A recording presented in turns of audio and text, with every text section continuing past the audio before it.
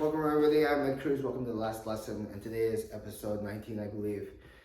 If that, and we're going to look a little bit deeper into the life aspect of Wing Chun. I think in a previous episode, I'm not sure which one that was.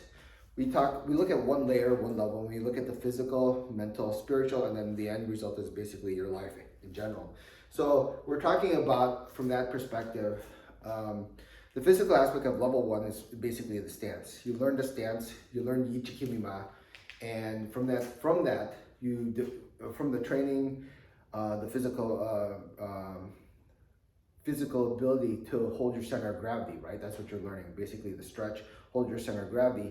There's a mental training that needs in order for one to complete the other. So you can't just say I'm only physically training, you're also mentally training, but one leads to the other and vice versa. So the mental aspect, basically, when you deal with that, is facing the force, which basically says you either fight the force or you flow with the force. And a simple example of that is if you're standing, right? Someone tests your stance out. What happens? They push against your chest. You push against it. Push comes to shove. That's you fighting against the force. Or they push against your chest. You tighten up, and that's you fighting with the force. As opposed to when the force comes in, allowing the force to come place and then go down directly to the ground. So you see basically the mental aspect required to understand how the physical aspect of Yichikima links to with each other. By having the two happen again with the physical and mental occurring at the same time, that in sense, by practicing those two aspects, transcends to your spirituality of it is basically independent structure. What Yichikima develops as far as you're concerned is that notice anytime the force comes in, right, it is an independent structure. That means even if there's force, what happens? The adjustment comes to myself, right? I make the adjustments dealing with the force. The force is always going to be there. How I adjust and deal with it is up to me. So in other words, I'm never dependent on the other structure. I find a way to actually control myself. So that's a quick overview and look at the physical, mental, and spiritual side. And now we're actually going to dive into the main subject, which is the life aspect. If you break down the life aspect, we basically talk about the main thing from that lesson that you're looking, stemming from the physical, mental, spiritual, and now the life aspect is basically self-investment. When you're born, it's you. It's all that matters is you, because there's only one person that you can actually invest it in is in yourself. So we are going to break that down as far as self-investment and what that actually involves. Self-investment, first and foremost, the number one lesson, or actually a set of rules that to follow, is basically responsibility at me, otherwise known as point the finger at yourself, or basically man in the mirror, Michael Jackson style, right? The mentality as a Wing Chun gungfu person or practitioner is concerned is responsibility to me means that everything that happens, regardless, is based off me, right? So I lose a game, basically based off me. Something goes wrong, basically based off me.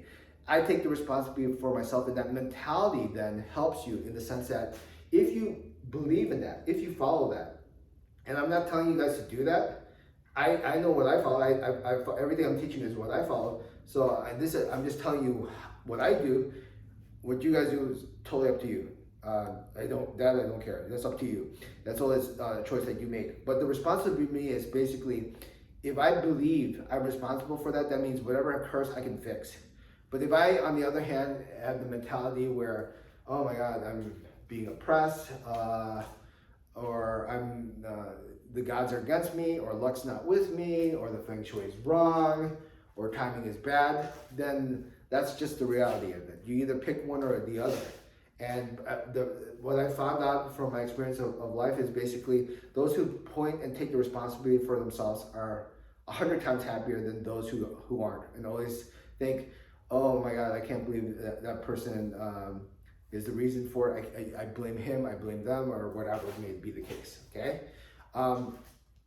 The second thing we're going to talk about is the second phase is basically ego. So we have the responsibility of myself, we have ego followed after. Ego basically is a good and bad thing, like everything else. There's always two sides to that matter.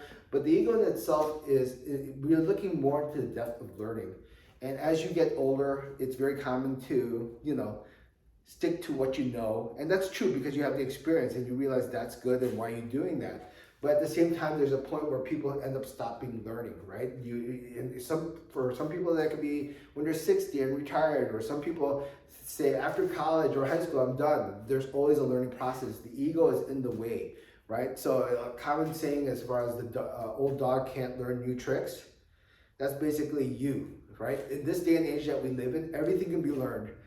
I mean, literally everything can be learned. I have a problem on a computer, I have to check something out, you can pull it up on YouTube. Someone somewhere in this entire vast world is actually there to guide you on how to actually fix the computer, or maybe exercise or something like that, or play a song, or play music, or make a recipe, right? So don't let ego get in the way to stop you from learning. You are always learning till the day you die, and then you are always learning as a teacher as well. So control the ego and work on that as part of the self-investment. Excuse me. The third thing we have is basically bitch or do. These are choices that we make as an individual. Bitch or do is basically, that's it. Okay, so something happens. What can I do? Oh, that's terrible. That sucks. I'm bitching. Do. What are you going to do about it? Nothing. Oh, well, you decide what you want to do. So I realized that, as an individual, you should become a problem solver, right? Invest in the things that you can actually change, fix, and do, and make yourself better. And don't invest in stuff that you're bitching about. Like, a lot of people are like, oh, I can't believe the government's doing this, or they're getting away with that. That's I can get it if it's like toilet time where you're on the phone and stuff like that. But for the most part, unless you can make some kind of change with it, then you got to do something about it. It's kind of like for example, I'll give you two examples. Like, okay, I really hate Chicago weather. Oh, okay. Well, in all honesty, I just hate it because I feel like everything else is good, so I need something to bitch at, right?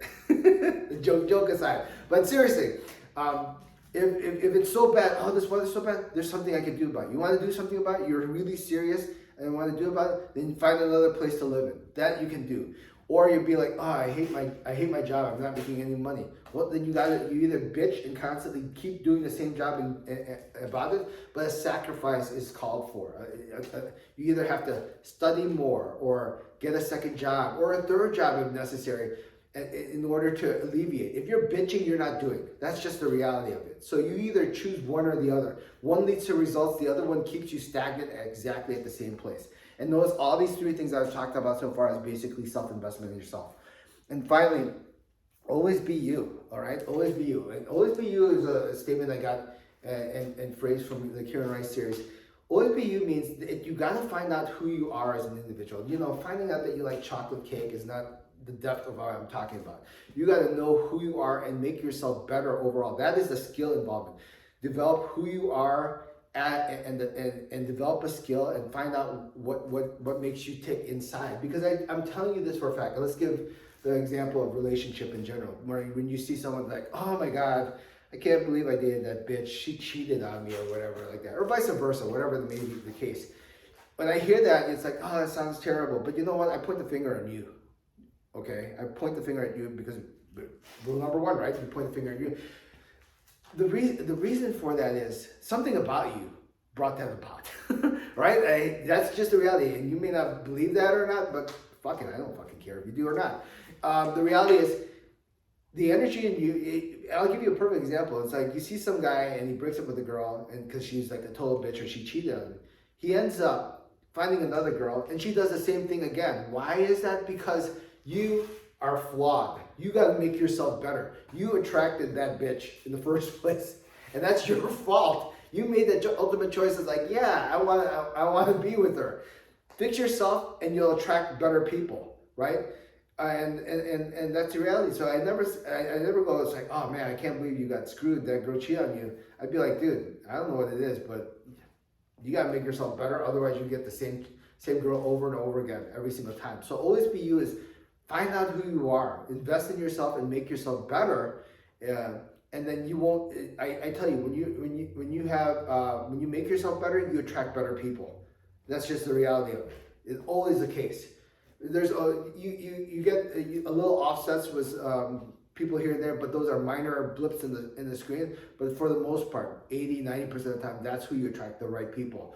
Otherwise, If you don't fix yourself, you always hang out in the same kind of crowd. So to reiterate what I just basically said, this aspect from the mental, physical, comes out to the spiritual, and then the aspects of life, we basically call for self-investment. Self-investment in itself is what? Responsibility in me, right?